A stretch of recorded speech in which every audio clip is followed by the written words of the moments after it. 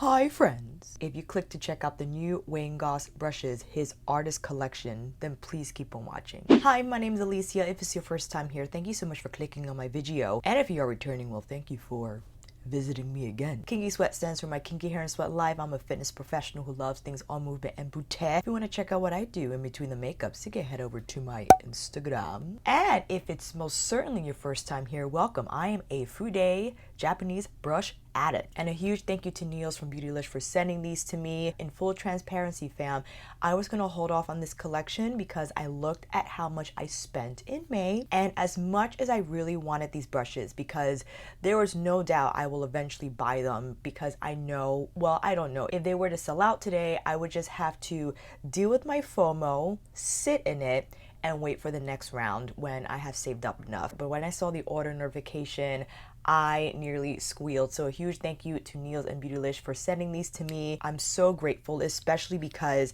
I'm better able to help you guys in deciding if you need these brushes or not. And I actually have to hurry up so I could try to get this video up before you think about buying. This is not a sponsored video. Beautylish did not tell me to review these brushes or to have it up before a certain time.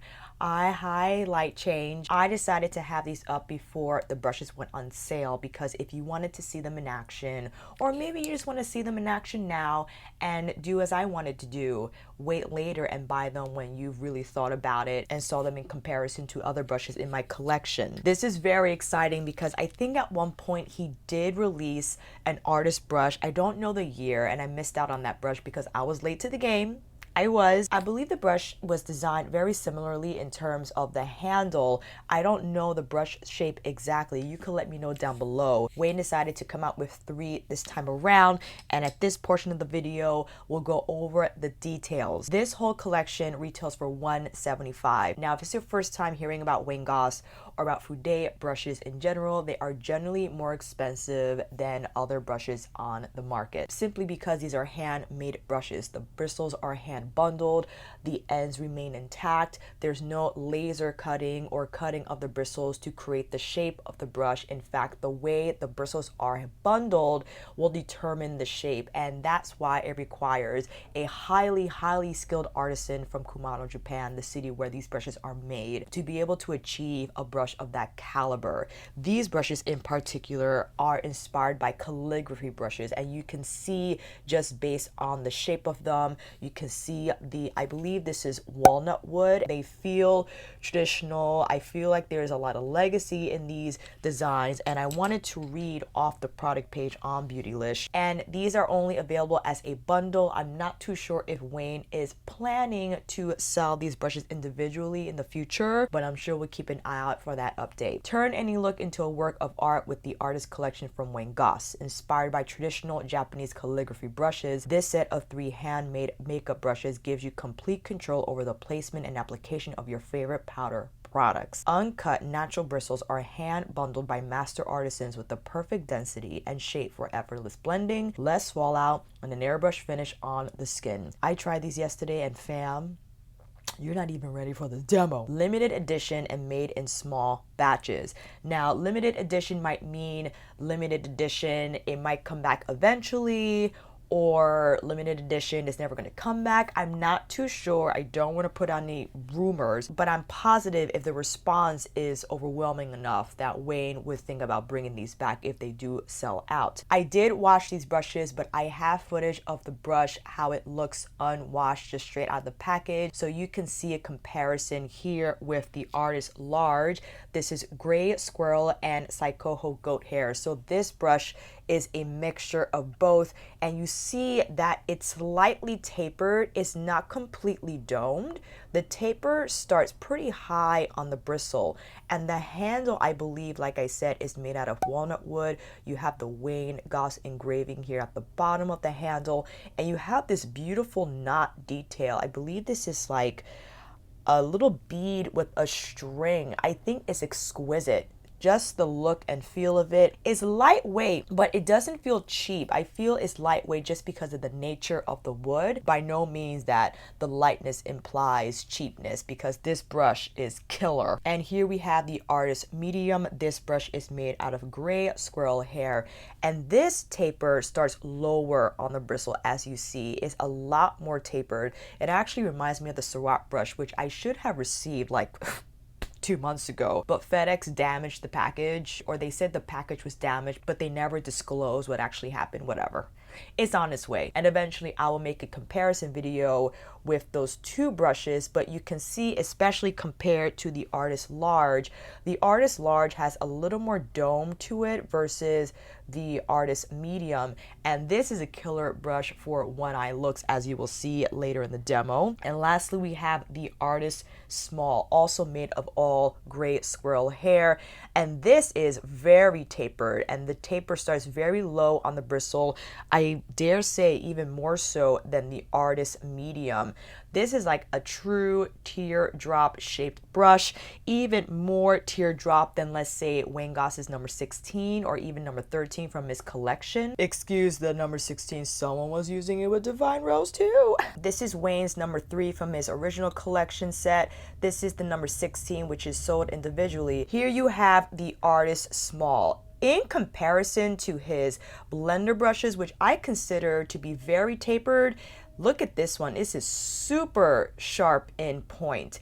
I think a totally different shape altogether in comparison to his large blender brushes. And I would encourage you to watch Wayne's video, which I will link down below, so you could get a little more about his inspo in designing the collection and what his intentions were with these brushes. This brush has a lot of use, especially if you see this and you would consider this an eye brush. You can use it for eyeshadow.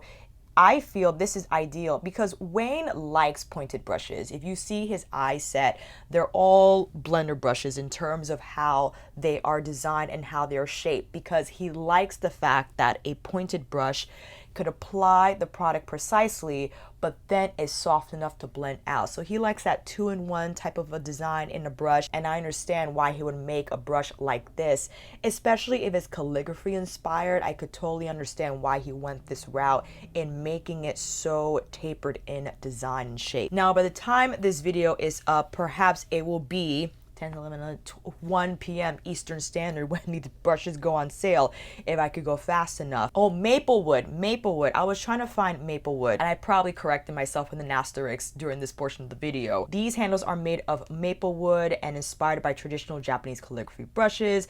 Impossibly soft, natural bristles pick up and diffuse powder seamlessly over the skin. Multi-purpose design for applying setting powder, blush, bronzer, contour, highlighter, and more.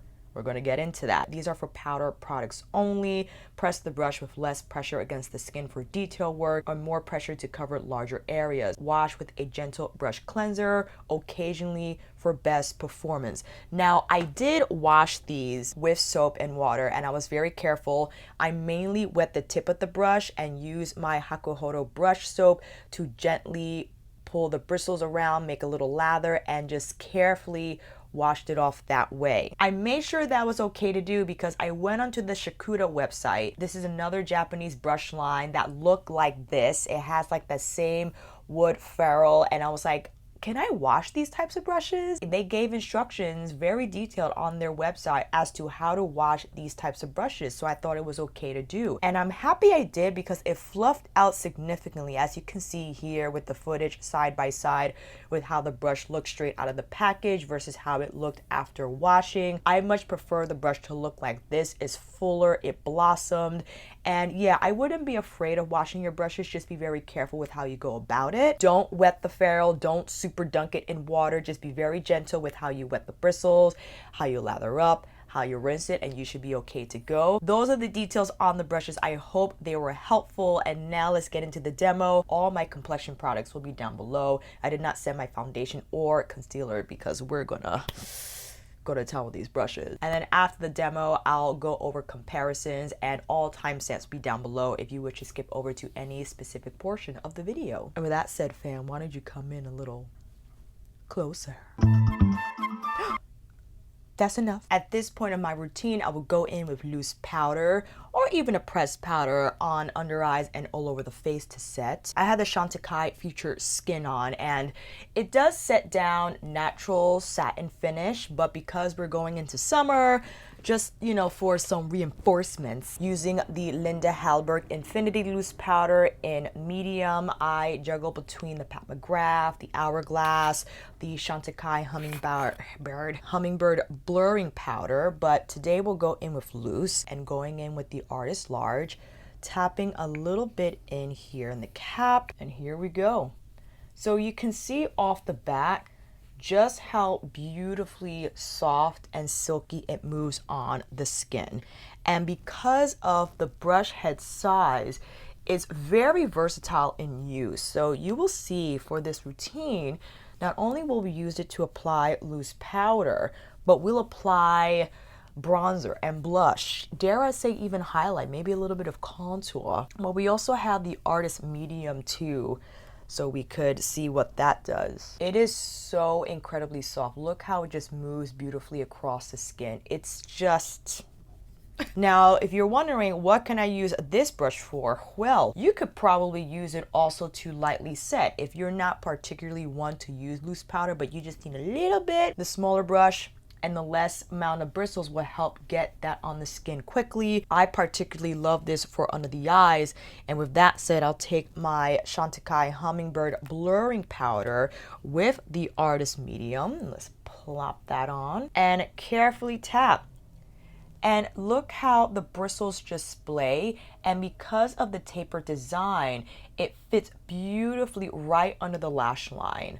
So it does not disrupt your concealer, it does not move the makeup. If you want a lighter application of powder, then you'll take the Artist Small with the same choice powder and just hit it right here on the inner corner. Because I know there are a lot of makeup wearers that don't go heavy on the concealer. They just pat, pat right there. They need it right here. And this brush is perfect for that placement. And again, look how beautiful the bristles move on the skin. It's just so soft. And I like to place this around my nostrils. I think this is such a great area of the face to use this brush with. On 4. Grammar. Tap over the eyebrows to set them further. If you find that your pencil is a little too creamy, you could use the brush for that. And the skin is just, it really is airbrushed. I mean, it's so smooth. I just love how it lightly applied the powder.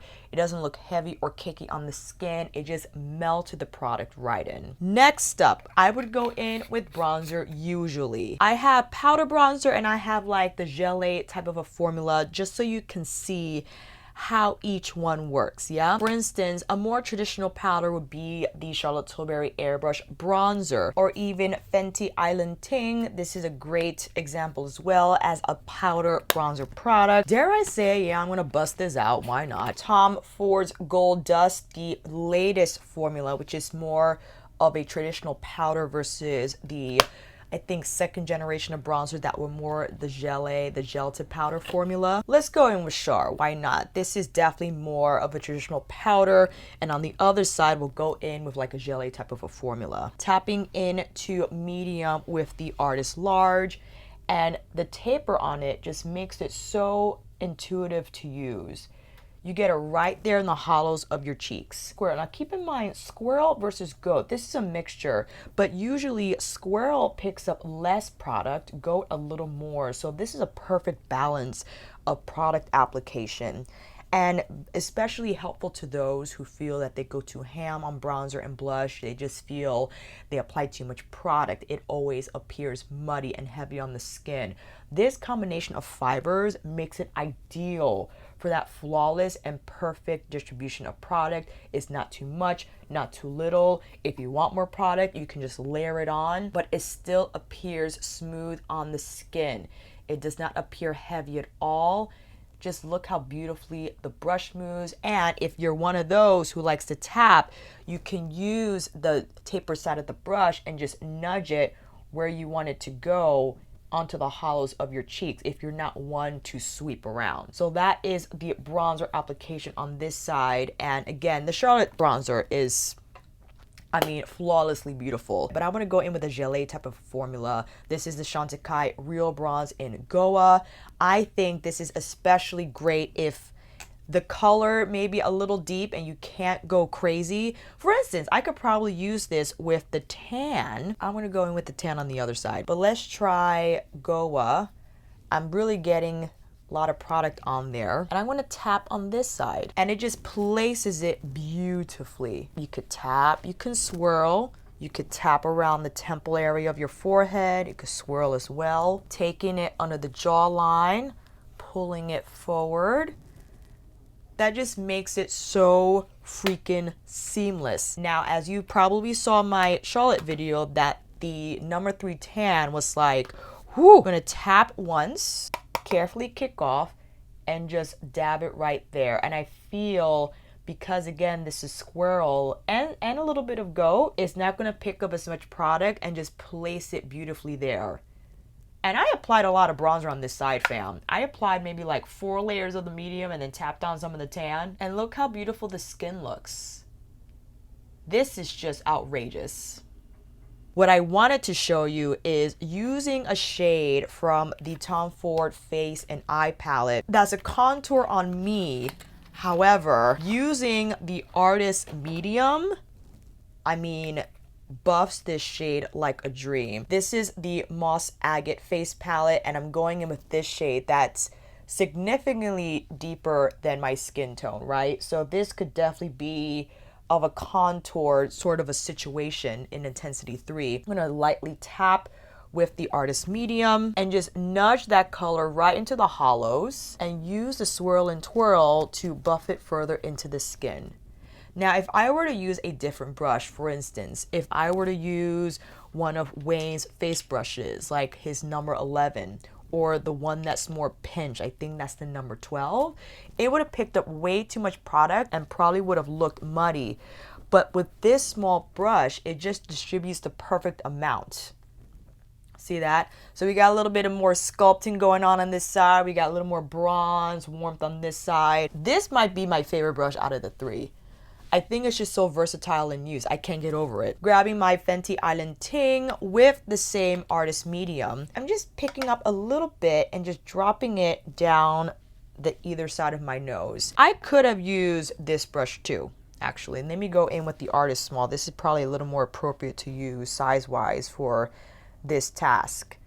And Wayne also mentioned you could bring it from side of your nose into the hollow of your underbrow, and it just makes that beautiful connection. Also right here under the lip, this is great as well. Ha ha ha. This is so crazy. Now I know this is not the most ideal shade for Moss Agate for me. I insist on using it because I have a palette, so you know what I'm saying. But I love how I can rely on the artist medium to deposit the right amount of color so I can have some fun with that shade.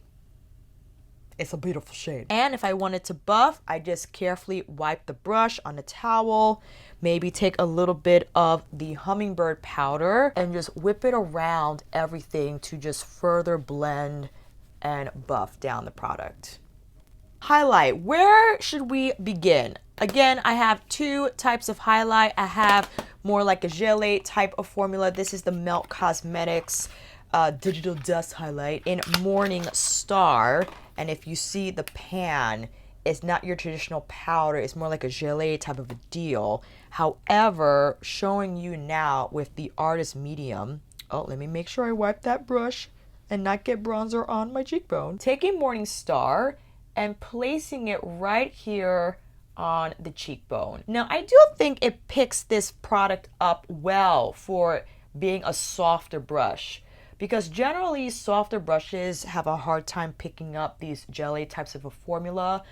But I love that it doesn't pick up a lot on purpose, because this could be blingy, bling, bling, bling, you know what I'm saying? But for it to just leave a veil of highlight behind, and this shape makes it intuitive to use. You just take the tapered part of the brush right here on the cheekbone and you're done. You're done. Place it right over the brow, tap it, tap, tap, tap. It's beautiful. It's beautiful. I want to pick a more powder highlight. This is the Kaleidos Ray Brighter, actually the 2020 version that you guys said is slightly different. I think it's probably a little more champagne-y, but this product is more of a traditional powder. So still going in with the Artist Medium, make sure I wipe that off, tap on, so you see it picks up a lot more, and just place it right here. Oh, I love how soft this brush is. This is ideal for anyone who shies from highlight because they feel every time they put it on, it's a mess. This though, effortless in application. I mean, you cannot go wrong with it. It is such, like, look at it. Look how soft it is. You see how it just, if you wanted to go pow, pow, pow, then we could layer on another highlighter. How about we go in with the Chantecaille Manta Ray Duo. This is probably not the greatest example because these harder pressed formulas, tougher to pick up with a natural hair brush. However, I want to use the Artist Small just to add a little extra bang of light. So I'm taking it across. I'm going to pick up significant product here and tap it right on that bing spot. And the brush just makes it marvelously perfect. You feel where it needs to go. The brush's design guides you as to where you put that highlighter. And I love that it's small because you could just carefully brush it right under the arc of your brow. And of course, the more traditional areas, I typically don't like to put it on the tip of my nose because I feel my nose is too round for that. So I just keep it on the bridge. This is perfect for your Cupid's bow. I mean, you're done. You're done. And then, of course, if you want to put the same highlighter right on top of Ray Rider. Does my skin look smooth or not? Tell me it doesn't. Okay, blush. I have my Suku blush. I had to go in with Suku. This freaking blush, man. This is in the shade Subo Mizaki number 1. This gradient color, fam. Artist Large, most definitely can be used for blush. It's not too big, it's not too small. It just fits right there perfectly onto the apples of the cheeks. I tap across the gradient, and then of course, I start a little higher, tap it on, and then you can swirl to blend. The size of the brush just makes it ridiculously foolproof to apply these cheek products with. For this cheek, I want to go in with the Bobbi Brown Bronzing Duo in medium because I want to see how this color will fare out using this brush. And also just so you can see the Artist Medium in action, because if you feel like it's too small, it's not, fam. It's just perfect for that part of your cheek that maybe you don't want to place blush on the apples, but maybe higher. Oh my God. And again, because it's so soft, it's not going to pick up a ton of product. So you could go in with confidence knowing that you're not going to look like a clown. If you don't want to look like a clown, okay, there are a lot of blush application techniques that people want to rely on to have that look, okay? It is look. I think it works well for some. For others, maybe they just need to align with it better so they could feel comfortable wearing their blush like that. Depending on the eye look I'm going for will determine whether I wear my brush low or high. But you can most certainly use this brush for blush. I'm so proud that I got that sentence out without screwing it up. That is the complexion. I'm sure you're dying to see these brushes for the eyes. I think I use as many cheek products as possible with the brushes. If you want, we could go in with a last buff with Pat's medium pressed under eye blurring powder. Oh, you know what? Let's use the medium with that. And it just whips around. This is a great buffer as well. You need to smooth everything out, whether it be with the Artist Medium or the Artist Large. I mean, look at that. Look at this skin, fam. We applied a lot of product and it just looks incredibly smooth. For these eyes, I applied the Hourglass Veil Eye Primer to prep and it dried down using Charlotte's Desert Haze Quad because I do think these brushes are ideal for softer textured shadows. I wouldn't use these, for instance, with my Divine Rose 2 because I feel those textures need a little more. I feel like those textures require a brush that's more densely packed, that's maybe a little more precise. Like I need a packer brush, or sometimes not even. But again, I wouldn't use Divine Rose 2 as like a one and done type of a eyeshadow palette. You could use it for those reasons, but with the shades in there, I'm like putting 3 on at once. That's just how it goes. With Desert Haze though, I'll probably put 1 shade and then maybe the cream shade on my lid. You know, it's a little more easy going. I'm going in with Artist Medium. So here it is, fam. You could use the cream shade, right? Get it on there and just place it right on the lid. Now, if you wanted to go in with the orange shade, you most certainly can place it on your lid. Now, I understand that I have a lot of lid space, and it does make sense for me to use the Artist Medium in this way. If you have a smaller lid space, I would then rely on the Artist Small. You could still apply your cream shade on the lid. You could take advantage of the tip to get right here on the inner part of the eye and place the color there. If you wanted to take your medium shade, you use the tip of the brush to nudge the color right into your crease, especially if you have small hooded eyes. It's going to get right in there, and the rest of the bristles will then blend out the shadow all throughout. And Wayne likes to pull his shadow out. That's his preferred eyeshadow application technique, and understandably so why he would design the brushes in this way, so you could achieve that blended finish pointed look. If you don't like that, then I would then round it out here versus pulling it out in this way. But this is an ideal shape to achieve that look with for sure. Now if I wanted something more smoky, I'll go back to Artist Medium with the, I believe this is the Enhanced shade. It's the smoke shade, sorry. This brush goes right on my lid. I like pull it across, and I use the tapered tip of the brush to just pull it out more from my crease. So the medium could be my one and done brush.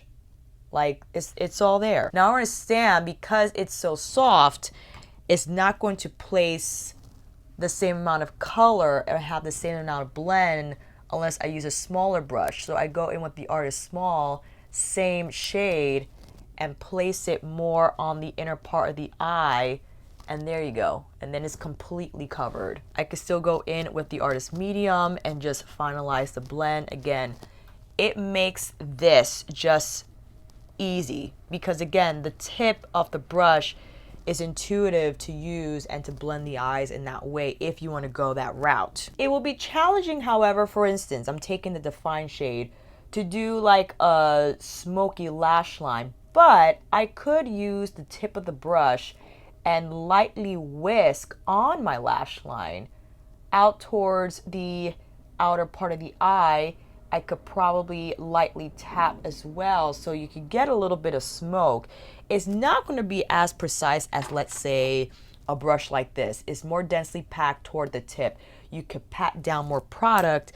However, this will probably be ideal for you if you don't like a lot of the intensity shade on your lid. You just want a little bit, you just whisk it out, whisk it out. I don't think that's bad at all. Not bad at all. I like to go back with the Artist Medium and just blur out the edges there. Isn't that pretty? Mixing these two shades together on the very tip of Artist Small and pulling that shadow under the lash line. This is so incredibly soft. If you have very sensitive lower lash line, I mean, the silkiness, look at that. It just, there's no pulling, there's no dragging on the lash line, nor is there any on the lid.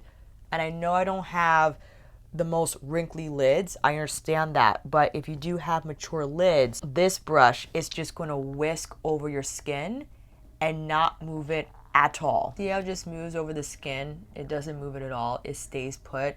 This is what ensures a seamless, smooth blend. Just so we don't leave this guy out, I'm gonna pull some shadow under the lash line here. Take a little bit of the Define shade just on the fine tip of the brush and whisk it here on the outer part of the lower lash line. You could probably take the Artist Medium and smoke it out further and just finalize everything here. I know my eyes are slightly different, but I wanted to show you two different techniques, but that's not, you know, my channel. Makeup is complete. I hope that demo was helpful. I mean, We applied a lot of products, friend. Now I want to get into the comparisons. I have a few of Wayne's brushes here as well as other brushes from different brands. Now the few that I thought about was, well, the Chikuhodo Z1 is just a bigger brush, right? Even though it's around ferrule as all the artist brushes are, and especially on the Z1, this has more bristle, longer bristle. It's slightly more domed, whereas Wayne's Artist Large has a little more taper to the shape. I actually thought about the Esom X52 brush.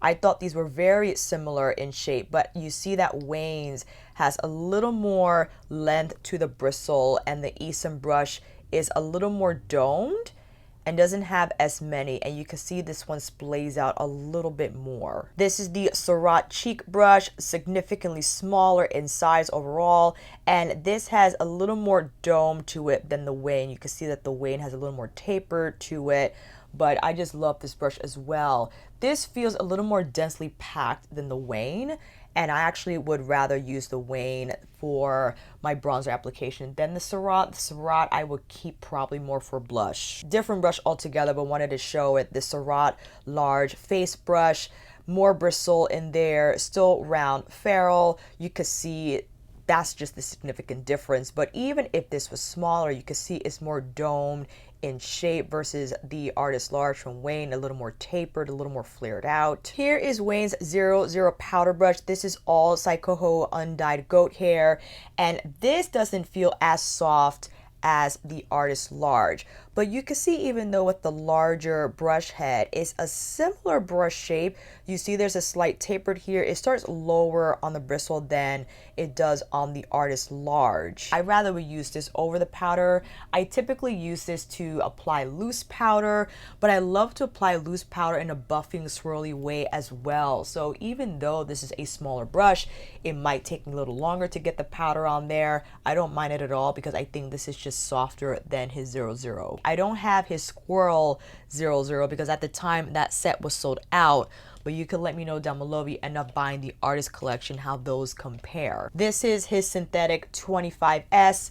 The synthetic brush is definitely a lot more tapered than his 00 counterpart, bigger brush than the Artist Large, definitely more tapered, and because this is synthetic fiber, it's not going to move the same as a natural fiber, especially if it's made with uncut bristles like a Voude brush is. The Z8 from Chikuhodo, this is more of an oval ferrule and again round for the Artist Large. Different brush altogether. You can see it's more pinched, has a different shape, longer bristles. This is still very soft as well. One of my most favorite brushes. They're very soft. I use this for loose powder, bronzer, blush. I rather use this for bronzer because even though I love the Z9, I think because this is a mixture of xoxo goat as well as the gray squirrel, it's going to pick up a little more product than the Z9. Although I love to pat down my bronzer with the Z9 too, I just love this design overall for bronzer application. And here to quickly show the Wayne Goss number 11, different brush altogether, oval ferrule pinched at the base, so it just gives a different design from the get. This is slightly tapered as well. I feel still more on the dome side, but you can see just a significant difference in design between the two. And here is Sonia's soft cheek brush from her Sky face set, significantly longer bristles, still round ferrule, and the dome is definitely there. There's still a little more taper from the Artist Large, and you can see there's a slight taper on the soft cheek, but definitely more domed in shape. Smaller brush overall. The longer bristles just yields a more wispy veil effect on application. This is definitely going to lay down more product because there's just more bristles and the bristles are shorter as well. Going into the Artist Medium and my comparisons for my collection, I don't have a brush like this in terms of shape. I do have a lot of small brushes that might kind of remotely compare. So this is my Hakuhodo G5521B, not nearly as tapered as the Artist Medium. I also have Sonia's Designer Pro on standby. This is more pinched. It's more like a paddle design, but again, the Artist Medium is just so much more tapered than the Designer Pro. I also recently picked up the Ray Morris set that Beautylish had on sale. Looking at her number 1 and number 2 brush, They're tapered and they actually have a similar ferrule design like the Wayne Artist Medium, but these are a little stiffer because they're more tightly packed, and I believe this is undyed goat hair. This has a little more movement because it's squirrel, so softer in that respect. And again, even though they have the same ferrule and they're round, the Ray Morris brushes are just not as tapered as the Wayne for sure. And I had to compare Wayne's airbrush brush to his Artist Medium. Different shape altogether, still one of the softest brushes I have, ideal for under eye application. And also for highlight and blush, you could whip it on in that manner. But different shape altogether, fam. Like, this brush shape is just so exquisite. I love it. It looks like a paintbrush. I do not have a brush that compares to the Artist Small. I don't. If anything, I would suggest the Ciroc brush, because those are the only brushes in the back of my mind that could possibly look like this or remind me of this shape. And like I said, the most tapered eye brushes I have, if anything, the Hakuhodo J5522, but it kind of looks like the Wayne 16. Maybe that's slightly more tapered, but not nearly anywhere as tapered and pointed as the Artist Small from the Wayne Goss Artist Collection. And again, maybe I won't use this for all my eyeshadow palettes, but I just love that I could rely on it to give me a one and done shadow look. With mattes, for instance, we didn't apply any shimmer here at all. If you did though, however, I could go into my Moss Agate palette and just use a very tip to get like a shiny something on the inner corner. It's not going to be a whole lot, but if you like it that on purpose, then you're good to go. And that is it, friends. Thank you for joining me on this video. And again, thank you, Beautylish, for sending me this gorgeous collection. I hope this video helped in you trying to decide if this brush set is for you, if you're going to wait for the next restock. I'm not sure if it'll be restocked, but hopefully I can get this video up in time so you can better gauge your shopping decision. And if you have any more questions with comparisons, I'll be more than happy to talk about this further in the comments, or even use these brushes in a live so you can see more demos. And that, my friends, is a wrap. Thank you all so much for watching. I hope this video helped. And if you like this video, please give it a thumbs up, or maybe consider subscribing to my channel. And until then, I'll see you on here again with another review, tutorial, brush collection comparison demo video. Get ready with me or nightly life chit chat. Take care, and I will see you again soon.